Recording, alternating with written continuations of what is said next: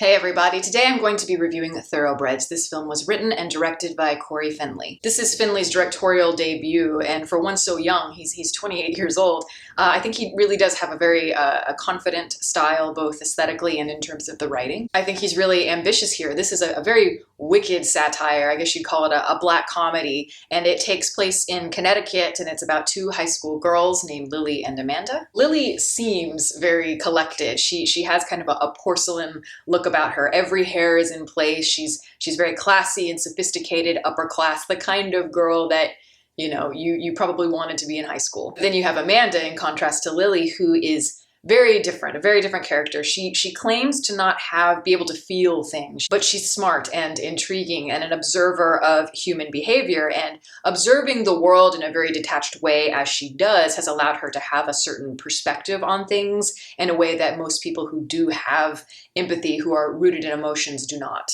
She's very blunt and a bit eccentric, and somebody who is very offbeat when this is a film that is, in a way, a comedy of manners. She has a very sardonic sense of humor, and I really like that she is very honest. She just cuts to the core rather than having all that superficial small talk. They are an odd pairing at first, but I think it's Amanda's intent on that brutal honesty that is appealing to someone as genteel and calculated as Lily. Especially when you think about Lily, who, as I said on the outset, she looks very collected, but beneath the exterior is a girl who has a lot of anger and a lot of confusion, and Amanda taps into that. Lily really hates her stepdad. We don't really get into the specifics of why, but the two girls do come up with a plan to murder him. So as I said, I mean, it's a dark film. It's a black comedy, and I think that the best scenes by far are the scenes between Lily and Amanda. They are really intriguing in terms of the writing, I think, and that's where the Corey Finley really shines. And the themes and the effect of empathy or lack thereof, I think, within the human species is a complex idea and open to so much discussion. One thing that's really smart of Finley to do is he's constantly shifting the tone in terms of how we should view these two specific characters. At first you see them one way, and then you start to kind of shift your idea of who they are and who they might become, and that's very good writing. So we're constantly peeling back layers, and they're always becoming more and more interesting, at least in the first half of the film. The actresses themselves are wonderful. I think Olivia Cooke is a fantastic actress. She's very big eyes, so really expressive there.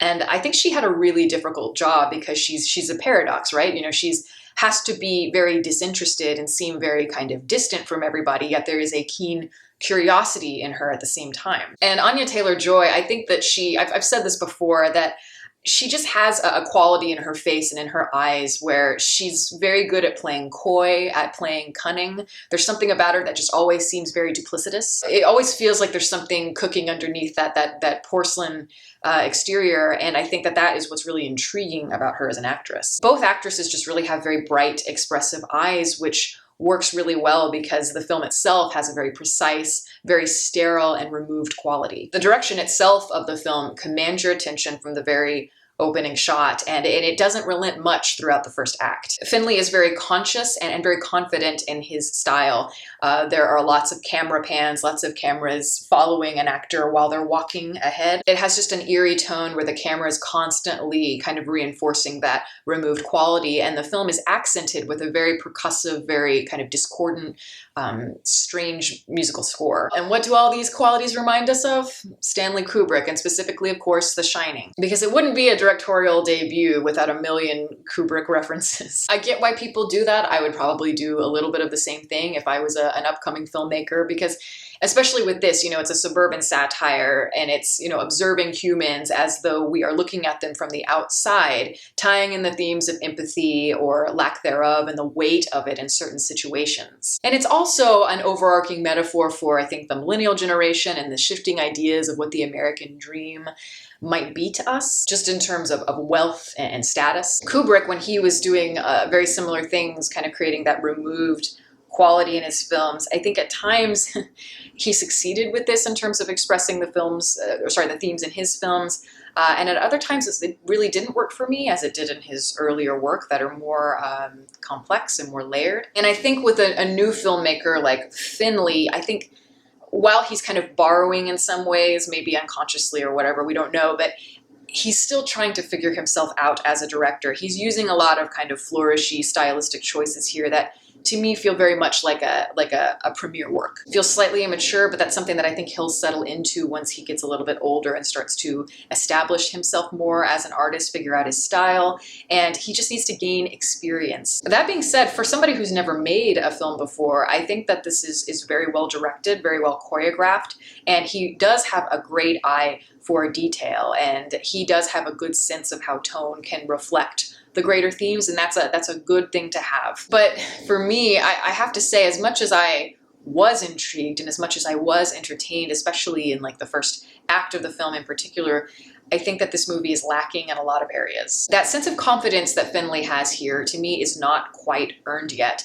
And I think that the film is saying, or it thinks it's saying a lot more than it actually is. I think that the overall idea that he's going for and how it's expressed in the first act of the film is just fantastic. And I was so excited to see where he was going to take it, just because it's an interesting idea. How emotions can fit into the idea of morality is great, and there's so many ways you can interpret that, but I don't think that he pushed far enough into those more complex areas. He touches on them without really sinking his teeth into it. Because as it stands right now, it's a little bit half-baked, and the points that he's trying to make, they're stated quite clearly in the movie, the intent, which is another thing that kind of bothered me, but they're not acted on in ways that open the story up in interesting ways. And the writing too, I have to say the same thing. It kind of reflects the aesthetic. Yes, it is consciously aware of kind of the wit of it, how it's tongue-in-cheek, and that it does have that removed artificial quality, yet it still feels slightly amateurish because that shallow exterior isn't opened up into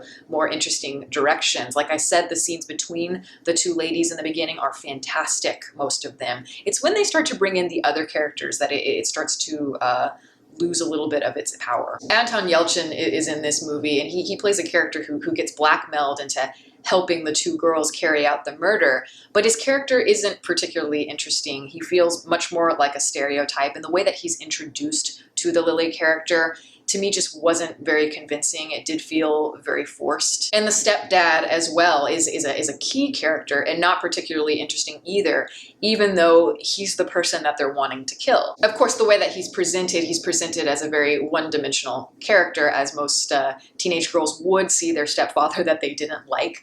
But we don't get much beyond that. You know, why does she really, really want to kill this person so badly? Other than the basic reasons, it doesn't really feed into their relationship dynamic.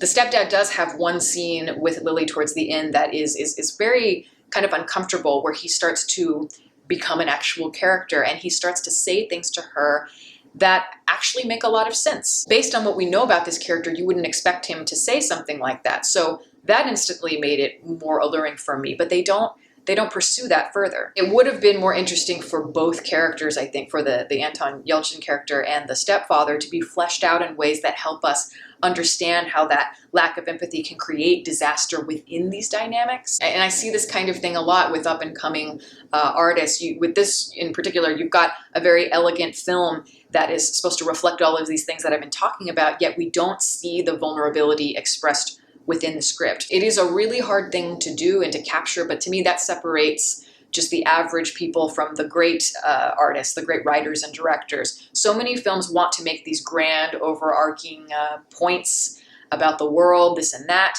but yet while doing so, they often don't hold a mirror up to themselves. So I'm kind of torn, because clearly I've got a lot of issues with this film, but at the same time, I do think that Finley, as a director, as an artist, is talented, and I think he's somebody to watch. And I think that with some refinement and some more digging within, I think he could be really great. But he's so young. I mean, he's around my age. He's not even 30 years old. So I think that he has a lot of time to mature and really find that confidence within, rather than the smoke and mirrors that we do see. And I am really interested to see what he does next. I think that if he continues in this in an upward direction, I can see myself going back to this film and seeing how he has progressed from the early stages in order to get to that potential. So yeah, I mean, I think it is an alluring piece of filmmaking, but it's just a little bit half-baked, and it didn't go in some directions that I wish it did. So yeah, that's my my review.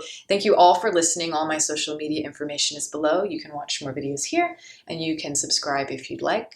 Catch you next time.